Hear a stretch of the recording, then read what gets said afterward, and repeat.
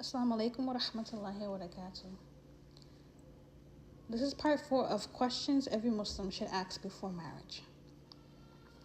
In part 1, we talked about someone's relationship with Allah. In part 2, we talked about character. In part 3, we talked about building your future with this potential spouse. Today might be a little longer. I might even have to cut this video short and make a part 2 of the part 4. I just want to talk about something much more deeper. That is the heart behind a person. These are questions for when you've gotten to know one another, when trust has started to develop, but before you've become so emotionally attached that you stop paying attention to these answers. Again, because marriage isn't just about loving someone when they're happy. It's about knowing who they are when life gets difficult as well. So today, I want to share some of the deepest questions I think every Muslim should ask before marriage. Not to judge someone, but to truly know them. Question number 1. What part of yourself do you think is the hardest to love? Yes, I started hard. This is a deep question. Because we all know nobody's perfect, and every single one of us has some sort of insecurities, weakness, or parts of ourselves we're still trying to improve. Their answer tells you how well they know themselves. So be on the lookout of how they answer this question. Is there anything from your childhood that you don't want to bring into your marriage? This question isn't about judging someone's upbringing. It's about understanding what they're intentionally trying to break. What we would call generational curse. Maybe they grew up in a home where people yelled a lot. They don't want that. Maybe they grew up in a home where affection was never shown. They don't want that. Maybe they grew up in a home where they witnessed unhealthy conflict. Knowing what they're trying to leave behind tells you what kind of home they're hoping to build. Especially if they haven't answered that in part 3, right? This gets really deep. Question number 3. When you're hurting, what do you wish people understood about you? This question tells you how they experience pain. Experience pain. Do they need someone to sit with them? Do they need advice? Do they struggle to ask for help? All these aspects come with these questions. Question number 4. Tell me about a time you realized you were the problem. This might be one of the hardest questions in the entire series. Because when do we actually sit down and be like, okay, what was the problem in this situation? It's so hard for many of us. You're trying to figure out if this person can admit they were wrong. Can they take accountability? Can they reflect without blaming everyone else? Again, some of these questions might have been already answered in the previous parts, but if the questions were too vague for them to actually get down to the nitty-gritty, then this part right here is definitely for them. Question number 5. What's something you're still healing from? Notice I'm not asking for every detail or every single life trauma they have experienced. Some things are deeply personal. People should only share what they're comfortable sharing. But understanding whether someone is still carrying a plan or how they're working through it is important. And if these questions start to become emotional for this person, and they decide they don't want to talk about it, this also shows you a side of themselves, right?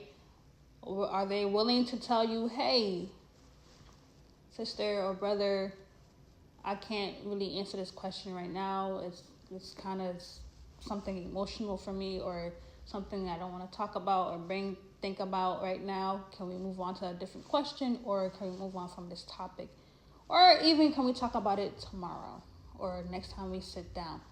This lets you know, one, this person has boundaries when it comes to his emotions or her emotions, right? That they are able to talk when something is bothering them. They are able to actually communicate when they don't feel like talking about whatever situation or trauma at the moment. And they actually gave you like, hey, I'm gonna next time, right? They gave you a next time. They didn't just dodge the question or give you a vague answer or just didn't answer at all, you know? Question number 6. If we were married and one of us needed counseling, would you be open to it? Because sometimes couples need help, and seeking support isn't automatically a sign that marriage is failing. Sometimes it's a sign that they both care enough to work on it. They still love you, or they still want to keep this family going, or there's something they want to keep, right? So counseling is not always a bad thing. Question number 7, and this actually might be my favorite. If we got married, what part of you do you think would be the hardest for me to love? This question requires 100% honesty. It requires vulnerability. Maybe they will say, I tend to overthink. I struggle to trust people. I shut down when I'm overwhelmed. Or I'm still learning how to communicate. Those answers aren't necessarily red flags. And I need to emphasize on red flags, because I think there's a thin line where a person has red flags and a person had red flags and they're working on it. And that thin line is a person who has a red flag and they refuse to work on it or acknowledge it, and they have pride in that red flag. They're arrogant about that red flag. They don't care. They're dismissive about it. Versus a person who knows they have this red flag, they haven't acknowledged it, but they don't like it themselves. You know, they know it's wrong. They're going to counseling. They're trying to avoid it. They don't go into something that makes them have that red flag. For example, let's say they tend to shout a lot, right? Whatever causes that shouting, they try to avoid it. They talk about it before it gets to that point. They remove themselves from that situation that causes them to shout. Versus a person who just don't care and they will shout anyways. They don't care.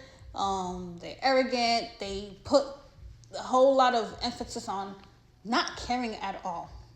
So again, I want to emphasize there is a thin line between a person who has red flags and don't care and red flags who cares. And you need to watch out for people who has red flags and don't care. And last question. What's your biggest fear about marriage? Yes, brothers and sisters. I'm not asking what you're excited for, because I'm sure we're all excited for the same thing. I'm asking, what are you afraid of? Sometimes these questions reveal more than anything else. Maybe they're afraid of repeating what they saw growing up. Maybe they're afraid of failing, or in all, they're showing you a part of themselves that very few people get to see.